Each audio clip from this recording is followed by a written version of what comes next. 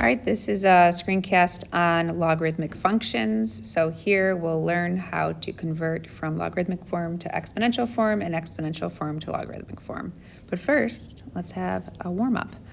So here it says, let's graph f of x equals 2 to the x, which we learned in our last unit, which was graphing exponential functions.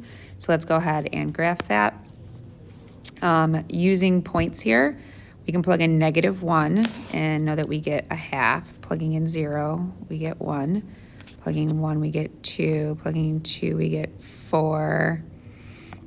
Plugging in 3, we get 8, so on and so forth. And we don't need that many points, but just to have a good idea. Is that 8? It is. Okay. Remember, we have a horizontal asymptote at y equals 0, so our graph follows along the asymptote, which I'm not going to end up drawing in, and it looks like so. Okay, so we graphed f of x equals 2 to the x. Now it says find f inverse of x and graph it on the same coordinate plane. So we know how to find an inverse. We know that we have to switch x and y. This is just a fancy way of saying y. So if we switch x and y, we have x equals 2 to the y. And then we have to solve for y. So the problem we have here is that we don't know how to solve for exponents. Okay, that is what we learned in this chapter, but we don't know how to do that. So we do know another way of how to graph inverses, and that is switching the x and y values. And we have a bunch of points, so let's just switch those. So we had -1, a half. So we can do, I have to write them down. I have to look, I can't switch them in my head. I get too lost. A half, -1. Then we have 0, 1, and we're going to graph 1, 0. And then we have 1, 2, and we can graph 2, 1. And then we had 2, 4, and we can graph 4, 2, and then 8, 3. All right, so what you should notice here is that this is following a similar pattern. This isn't following a vertical asymptote, it's not following a horizontal asymptote, but it's following a vertical asymptote at x equals 0. And it looks like so. Okay. So what is the significance of that line y equals x that's graphed right there? It's very slight, but this is the line y equals x. And you should see that it is the line of symmetry between the two graphs. So that is the line of symmetry. Or it's a reflection over that line. Is f inverse a function? So is my red graph, which I forgot to put an arrow on, is that a function? If you look, it does pass the vertical line test. If I draw a vertical line anywhere through that red graph, it does pass the vertical line test. So yes, it is. It is a function. What is the domain? What is the range? So if we're looking at that red graph right there, it has a vertical asymptote right here, and it is only graphed to the right of that. So all my values start at 0, and then they go on forever and ever and ever, but there are no values at 0. And then the range, the lowest it goes is an arrow pointing down, the highest it goes is an arrow pointing up, so -infinity to +infinity. If you notice this domain and range, that is the inverse of y equals 2 to the x. Y equals 2 to the x has a domain of all real numbers and a range of 0 to infinity, and it makes sense. All that we did was switch the x and y values. So what we'll learn in this unit is how to write this in its proper form and how we would graph it once we had that. Okay, but for now, using points is a good thing to see. Okay, so let's talk about logarithms. It says if b and y are positive numbers and b is not equal to 1, the logarithm of y with base b, or log base b of y, is denoted by log base b of y. So that's how you say this right here. Let me get my highlighter out. It says log base b of y, and it's written right here, right? So what we're going to do today is we're going to convert from logarithmic form, which is the form we just looked at, log base b of y, to exponential form, because logarithm and exponential functions are inverses of each other. So just like addition and subtraction are inverses, multiplication and division, squaring and square rooting, That's what logarithms and exponential functions are. Okay, so to convert from one form to the next, if you have log base b of y is equal to a number, right? Then that is true if and only if you can rewrite it in an exponential function where the base b is this base b here. Whatever the log is equal to is your exponent. And then this right here, which is called your argument, is equal to it when it's written in exponential form. So we're going to do some practice of rewriting from logarithmic form to exponential form and exponential form to logarithmic form, okay?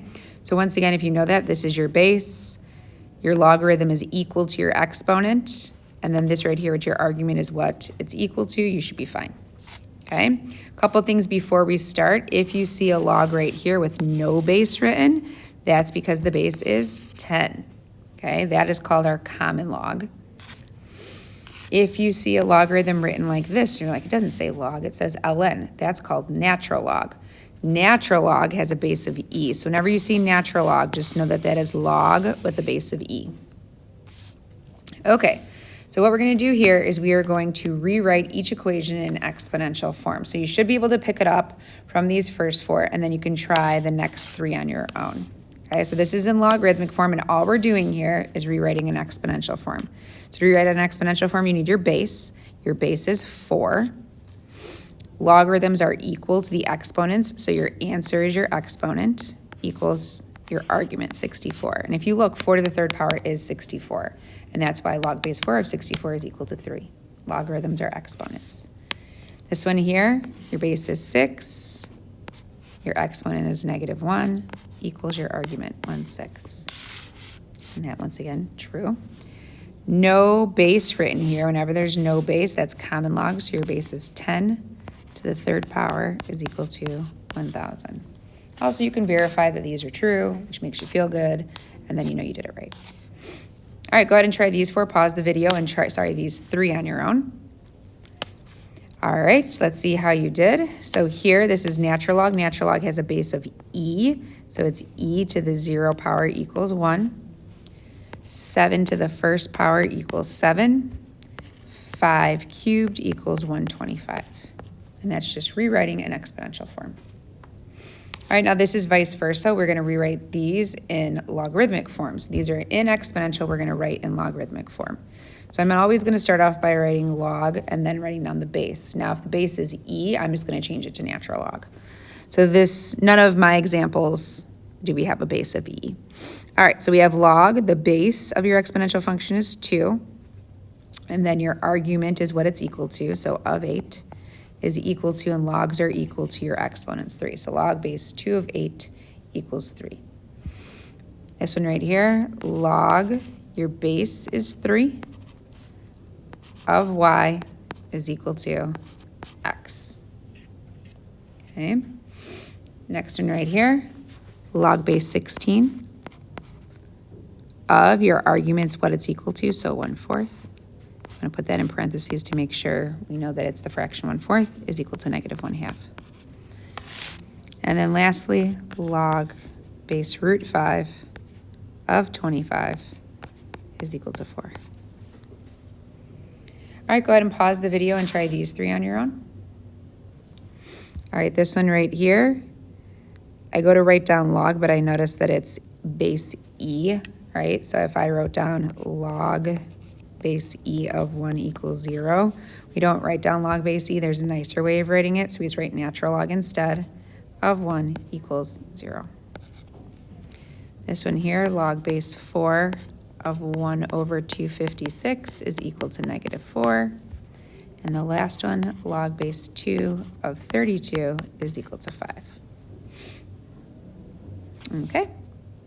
All right, so last thing we're going to do before you have some practice here is we are going to come up with our basic exponential rules, our basic log rules, okay?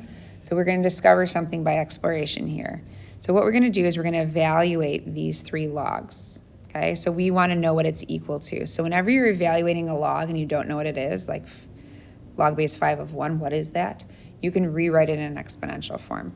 So I can say this is 5, and then I don't know what this is. Like I can put a box here, I can put an X here, I can put whatever I want, but it's saying 5 to what power gives me 1, right?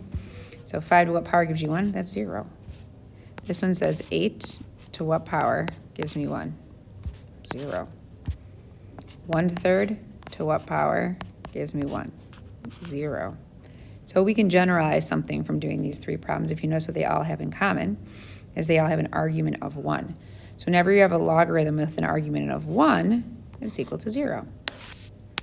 We can rewrite in exponential form to verify that it's true. So we have, if we rewrote this then in general form, we have b to the 0 is equal to 1, and anything to the 0 power is equal to 1. So that is true. Bing. So this is our first little rule here that we have, and that is, once again, if the argument is 1, that's equal to 0. Okay. Let's go ahead and look at the next one.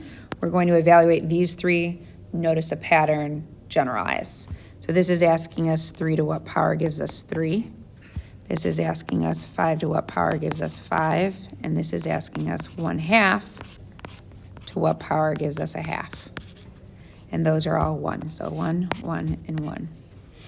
So what you should notice here is that the base and the argument match, right? Base matches argument, base matches argument, base matches argument. When you have your base and your argument matching, that's equivalent to 1. So log base b of b is equal to 1. We can rewrite it in exponential form. We can rewrite it in exponential form to verify it. So if we rewrote this in exponential form, that's b to the first power equals b, which is true. So that works out. So this is our, where'd my highlighter go? This is our second little rule we have here. Log base b of b is 1. Okay, so if the argument's 1, it's equal to 0. If the base and the argument match, it's equal to 1. And once again, if you ever forget those, you could write it like this and figure it out, but it's faster just to know when you see it. All right, next one right here, if I want to rewrite this in exponential form, because I don't know what it is, my base is 2. To what power gives me this? So 2 to the 3rd power. If I rewrite this one, my base 1/3 to what power gives me this? 1/3 to the 4th power. Put that one in parentheses too. This one, 7 to what power gives me this, which is 7 to the 10th power. So if we fill these in, like this obviously has to be a 3, this has to be a 4, this has to be a 10. So the answers don't have anything in common. It's just that if you look, what they all had in common in the first place is that they had a base and an argument in common again, right? So here's base and an argument, base and an argument, base and an argument. But they also had an exponent here, so it was equal to the exponent. So if you have a base and an argument that matches and it's raised to an exponent, it's going to end up being equivalent to that exponent. So b, log base b of b to the k power is equal to k. Once again, we'll rewrite this to verify that it's true. Our base is b, and then to this k power is equal to this right here, b to the k. b to the k is equal to b to the k. That is true. All right, what I have here for you next is I have some practice problems for you to try.